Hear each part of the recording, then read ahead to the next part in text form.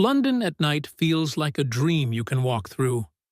The streetlights glow softly against old stone walls. Buses rumble by in the distance. The Thames moves slowly, like a ribbon cutting through the heart of the city.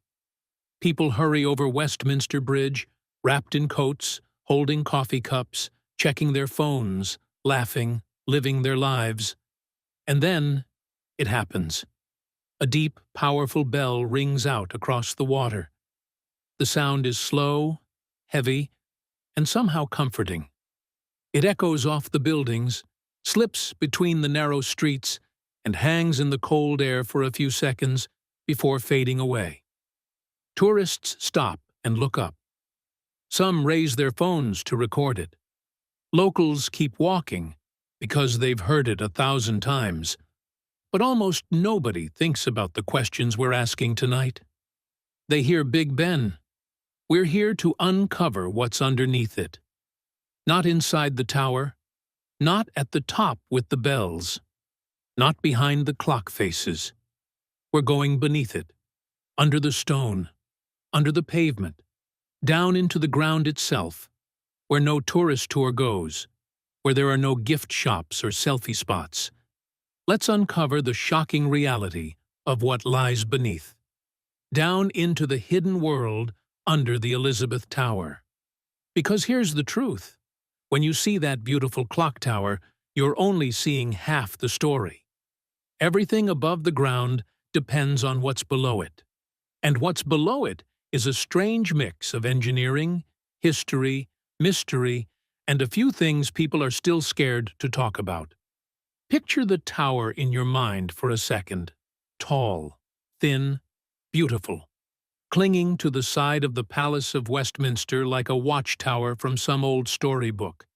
It's almost 100 meters high. The clock faces are so big you could lay a small car across one. The hands are longer than most people are tall.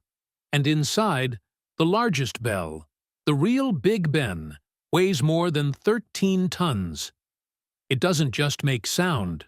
When it rings, it sends vibrations through the walls, the floor, and deep into the structure. All of that weight is pushing straight down into the earth. If you've ever stacked something heavy on something weak, like a big weight on a flimsy table, you know what happens. The table buckles. It sags. It breaks. So imagine trying to build something like the Elizabeth Tower on ground that is soft, wet, and constantly moving. Because that's what London is built on. When workers started digging in the 1840s to build the tower, they didn't hit solid rock right away. They hit clay. Thick, heavy, wet London clay.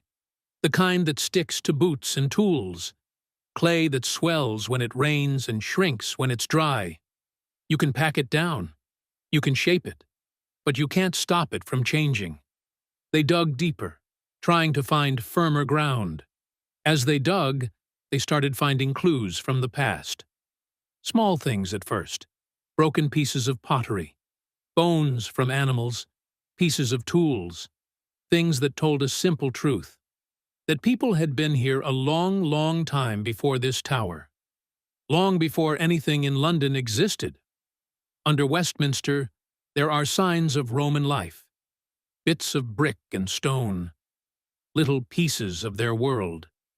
Later there were medieval buildings, old streets, houses, and maybe even graves. Over the centuries, the land changed. Some buildings fell and new ones rose. But the ground remembers. It keeps a record. The workers didn't have time to dig through all of that like archaeologists. They had a tower to build, but they could see enough to know that this wasn't fresh, untouched soil. It was grounded in a story, and then they hit something that changed everything. Water. At first, it might have seemed like a leak, a wet patch, then more, until they realized it wasn't just groundwater. It was flowing, moving, pushing through gaps.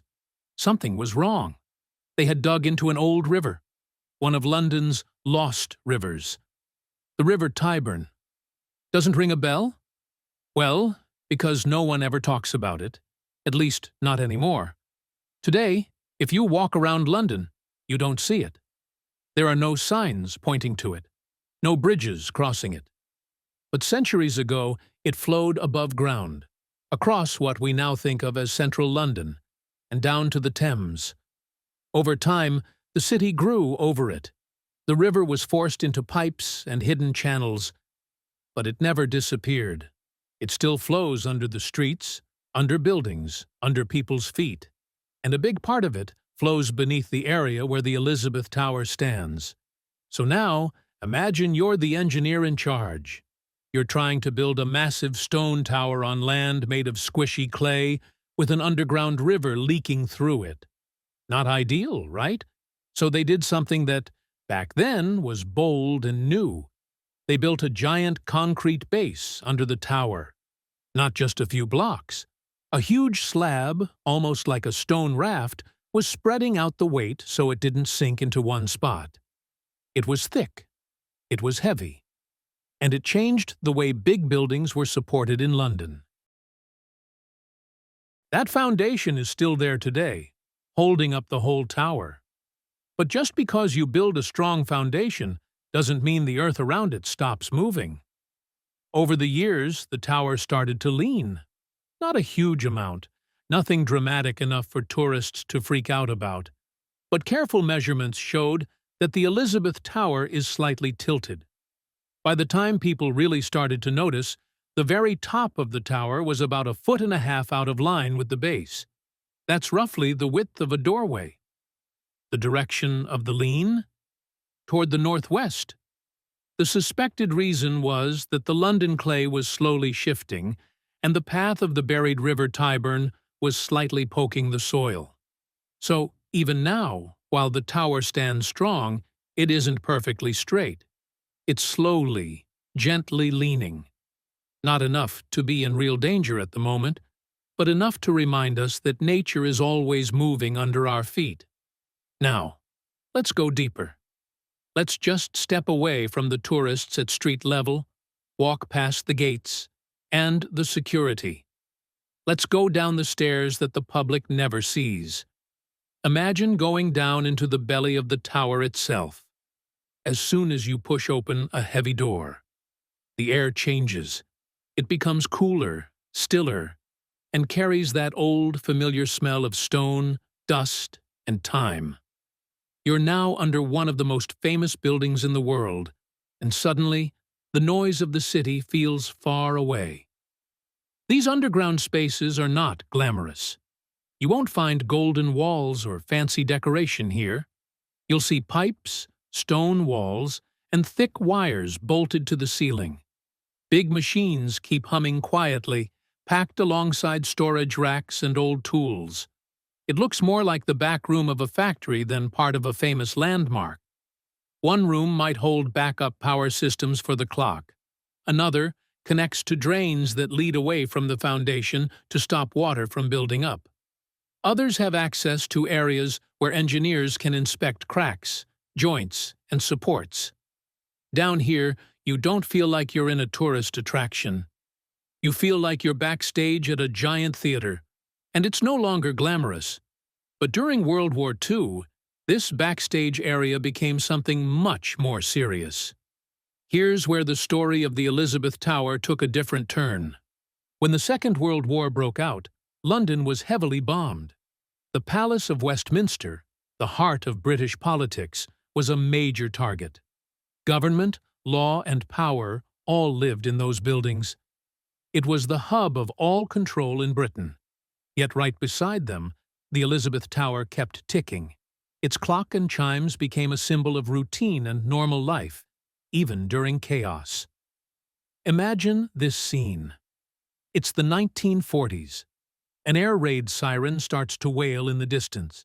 People rush to shelters. The sky glows as bombs fall across London. Inside the tower, an engineer is still checking the mechanism of the clock. The bells have to keep ringing. Radio stations time their broadcasts to it. The country listens for it. As the raid gets closer, the engineer heads downstairs. into the underground rooms beneath the tower. The walls are thicker here, reinforced with extra steel and concrete. Lights flicker. Dust shakes from the ceiling with each distant blast. He sits on a metal chair in a small room under tons of stone and metal.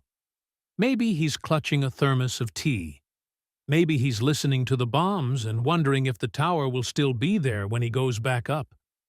In that moment, those underground rooms aren't just maintenance spaces.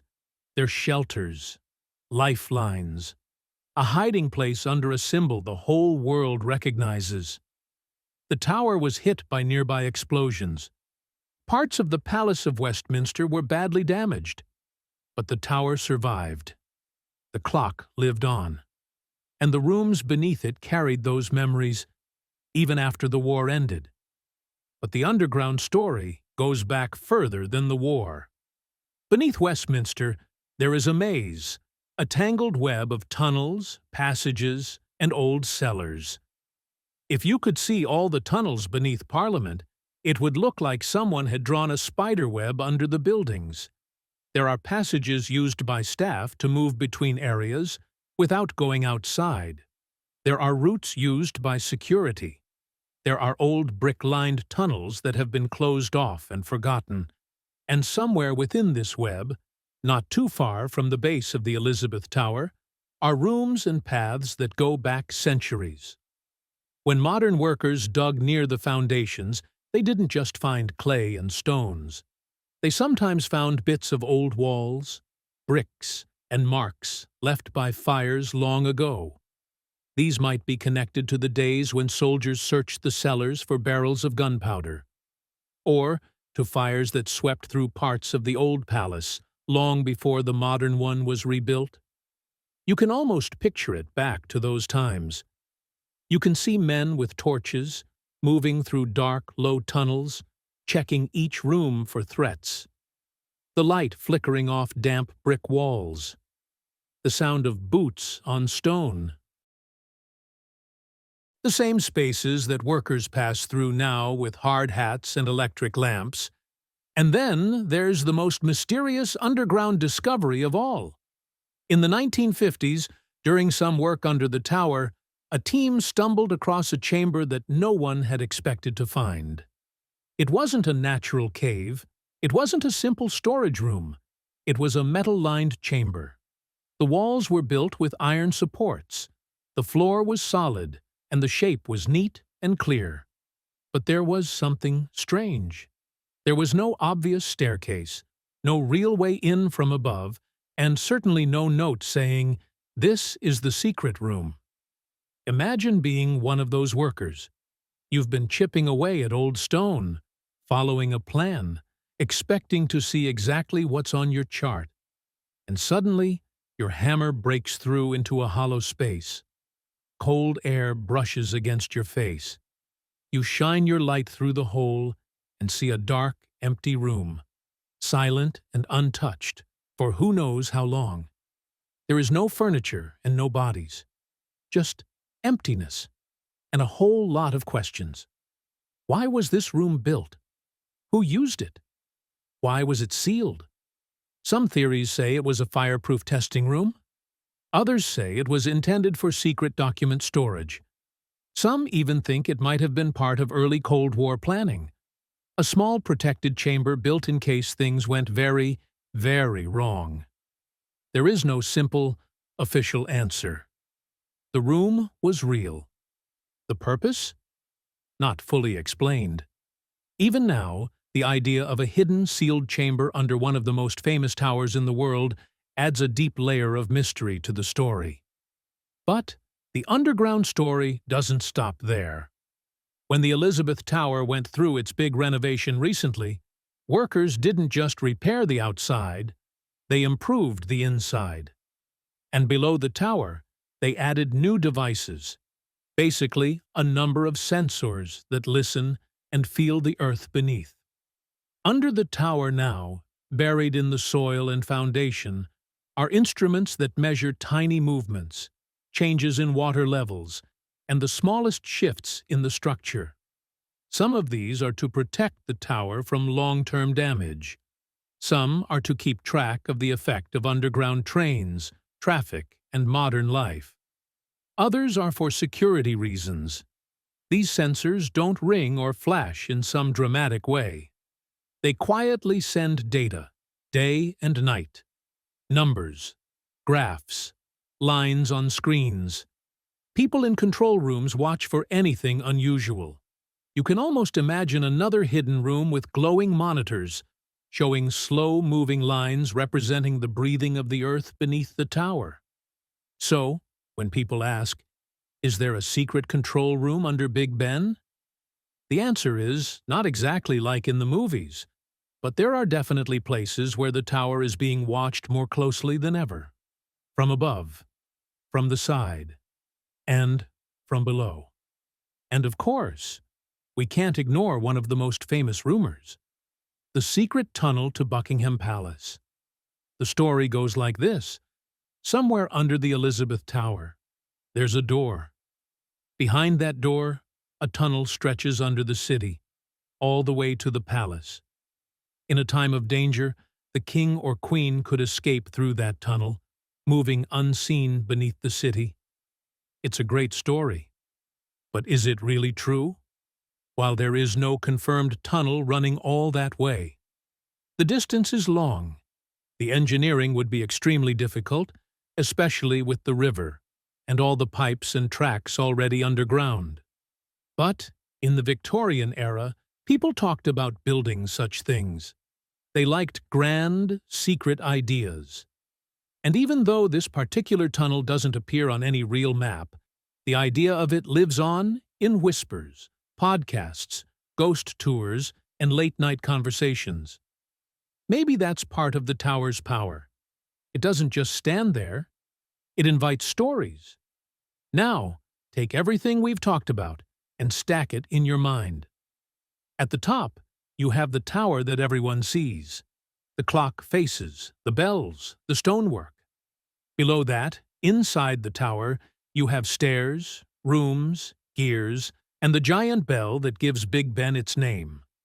Below that, at ground level, you have tourists, guards, and traffic. Then you start to go down, and things start to get messier. You have the service rooms under the base, the pipes, the cables, the thick walls. Go deeper, and you hit the extra supports added during the war. The shelter where workers sat while bombs fell. Further down, you reach the big concrete foundation slab, spreading the tower's weight into the earth. Under that, you find the strange metal-lined chamber. The one that shouldn't exist, but does. Under that, you get into natural ground, clay, stones, the path of an old river, still flowing in the darkness. And mixed into that soil are pieces of Roman life, medieval stories, and who knows what else. All of this just to support a tower and a clock that tell people the time. It's funny, isn't it? We look up at the clock hands and think, oh, it's 3 o'clock.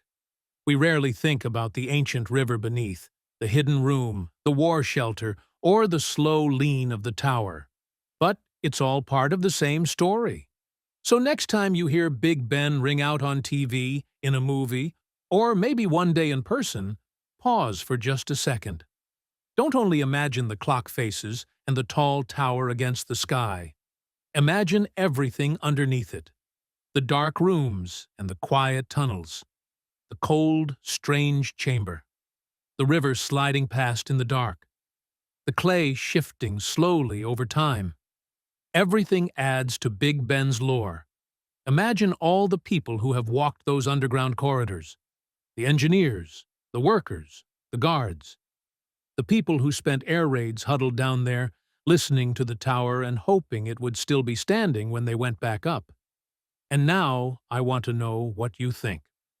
Which part of this hidden world surprised you the most?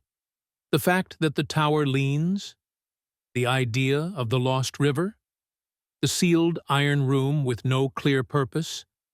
Or the underground tunnels that may still hold secrets no one has fully explained?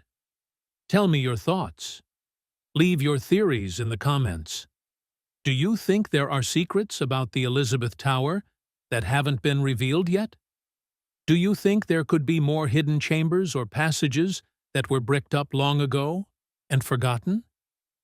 If you enjoyed this journey under one of the world's most famous landmarks and want to keep exploring the hidden side of famous places, make sure you like this video, subscribe to the channel, and tap the bell icon so you don't miss what's coming next.